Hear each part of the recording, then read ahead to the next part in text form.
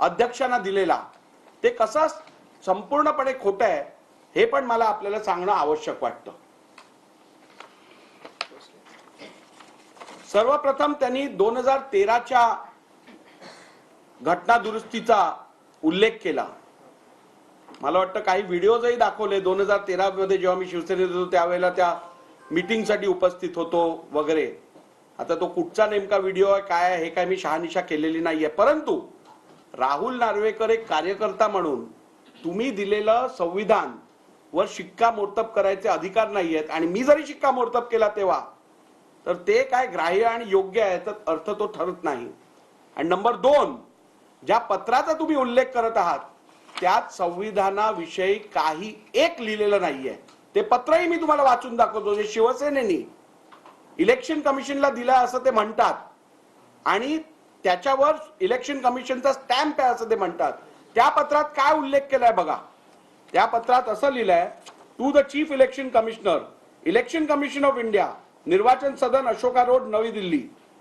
Respected sir, Shiv Sena party office bearers election program notice was declared on 17 December 2012 by election officer Shri Balkrishna Joshi, advocate, high court, Mumbai. आपण सोंग करतोय त्याला या सगळ्या गोष्टी माहिती आहेत, परंतु आपल्या मनात आहे तेच सत्य मानून चालायचं त्याला आपण कसं उठवणार. त्यामुळे ह्या पुढे काय मी कुठच्याही प्रकारचं स्पष्टीकरण देऊ इच्छित नाही. मला वाटतं या राज्याची जनता ही सुज्ञ जनता आहे. या राज्यातली जनता जी सत्य परिस्थिती आहे ती समजू शकते आणि म्हणूनच त्यांच्यावर विश्वास ठेवून पुढचा निकाल तेच देतील अशी मला खात्री आहे.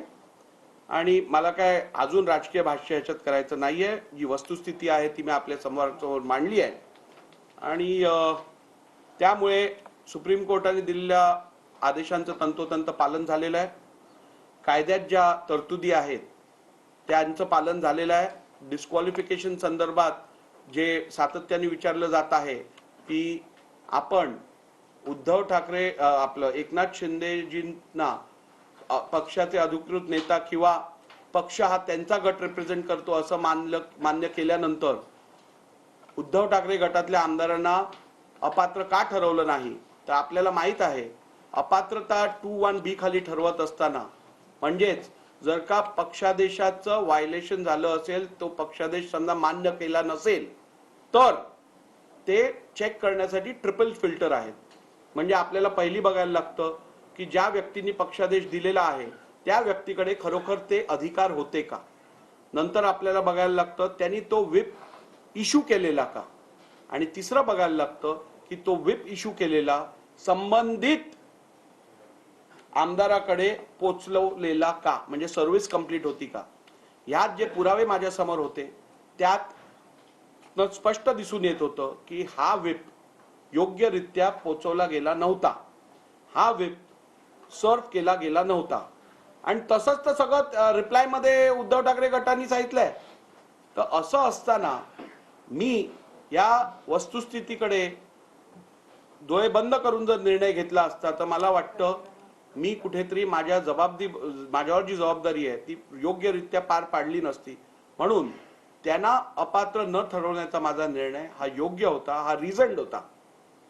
तर अशा परिस्थितीत मला वाटतं सगळे फॅक्ट्स हे आपल्या समोर आलेले आहेत. एवढंच यातून एक सामान्य राजकीय कार्यकर्ता म्हणून जर का मी विचार केला तर असं दिसून येतं की पक्ष संघटना चालवणं म्हणजे जबाबदारीचं काम आहे. पक्ष संघटना पक्षाचे संदर्भित नियम असतील, संघटनेतली घटना असेल, ही केवळ कागदावरती ठेवून कपाटात ठेवून देण्यापुरती नसते. याची अंमलबजावणी होणं आवश्यक असतं आणि ते सर्व राजकीय पक्षांनी सिरियसली घ्यायची अत्यंत गरज आहे.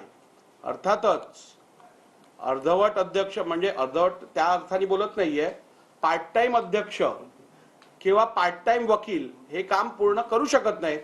यासाठी पूर्णपणे स्वतःला पक्षाकडे डेडिकेट करायची गरज असते. ते पण लक्षात घेणं आवश्यक आहे. आणि कंपाऊंडर जेव्हा असे ऑपरेशन्स करतात त्यावेळेला त्याचा निकाल काय होतो हे आपण बघितलेलं आहे. त्यामुळे मला वाटतं आपण जे स्पष्टीकरण द्यायचं होतं ते दिलेलं आहे. धन्यवाद.